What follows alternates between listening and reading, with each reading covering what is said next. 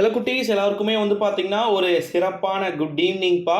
வீடியோக்குள்ளே போகிறதுக்கு முன்னாடி ப்ராக்டிக்கல் எக்ஸாமில் பிட் அடிக்க கூடாதா, பல்வேறு விதமான புதிய நடைமுறைகள், மிக முக்கியமான ஒரு வீடியோ அப்படின்னே சொல்லலாம்.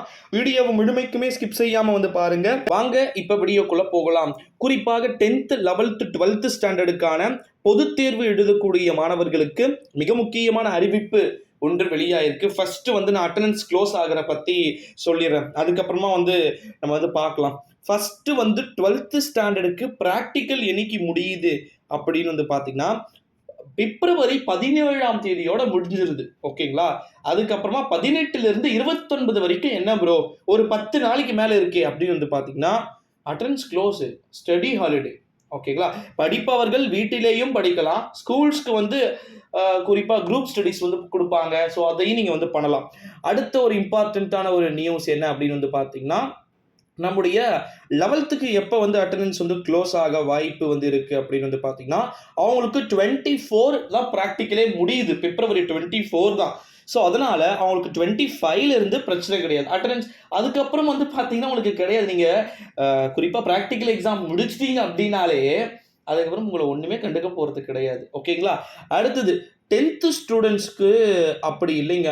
ஏன்னா 10th ஸ்டூடெண்ட்ஸ்க்கு பார்த்தீங்கன்னா ப்ராக்டிக்கல் எக்ஸாம் எங்கேயோ இருக்குது. 29ஆம் தேதி தான் முடியுது. ஆனால் அவங்களுக்கு இடையில ஏகப்பட்ட விதமான விஷயங்கள் பார்த்தீங்கன்னா இருக்குது நிறைய. அதுக்கப்புறமும் ஸ்கூல்ஸ் இருக்குது 10th பொறுத்த வரைக்கும். ஓகேங்களா?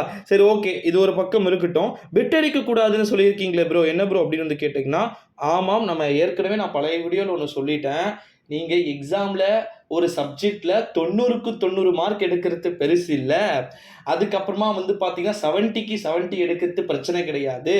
ப்ராக்டிக்கலில் நீங்கள் சப்போஸ் அட்டன் பண்ணல அப்படின்னாலோ இல்லை உங்களுக்கு மார்க் டோட்டலாக போடல அப்படின்னாலோ கண்டிப்பாக நீங்கள் அந்த சப்ஜெக்டில் ஃபெயில் ஆக வேண்டிய ஒரு சூழலுக்கு அது தள்ளவிடப்பட்டுரும். ஸோ அதனால் நீங்கள் அதையுமே கொஞ்சம் ரொம்ப சிவியராக எடுத்துக்கோங்க.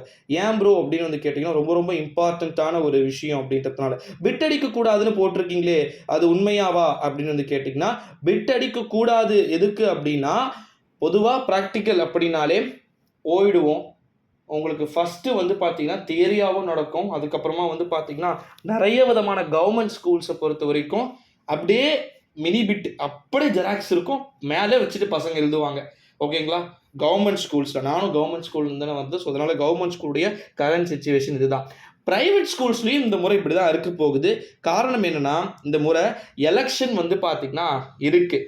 அதனால் கவர்மெண்ட் இதெல்லாம் கொஞ்சம் நல்லா ரெஸ்ட்ரிக்ஷன் போடுவாங்க அப்படின்னு நம்ம இந்த முறை எதிர்பார்க்க முடியாது.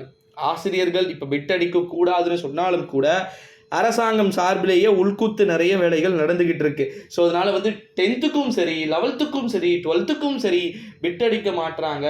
இதை ப்ராக்டிக்கல் அப்படின்றது ஜஸ்ட் கவர்மெண்ட்டே கொடுக்குற உங்களுக்கு ஒரு போனஸ் மார்க் மாதிரி. ஓகேங்களா? ஸோ அதனால் நீங்கள் யூஸ் பண்ணிக்கிற பசங்களாக இருக்கணும். ஓகேங்களா? அதெல்லாம் எவ்வளோ ஃபுல் மார்க் எடுக்க முடியுமோ எடுத்துருங்க. ஓகேங்களா? ரெக்கார்ட்லாம் ஃபினிஷ் பண்ணாமல் இருந்தீங்க அப்படின்னா அதையும் முடிச்சிருங்க.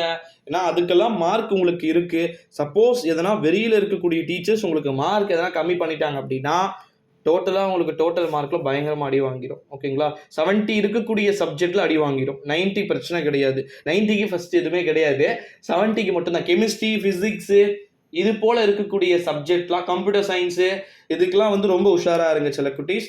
நன்றி.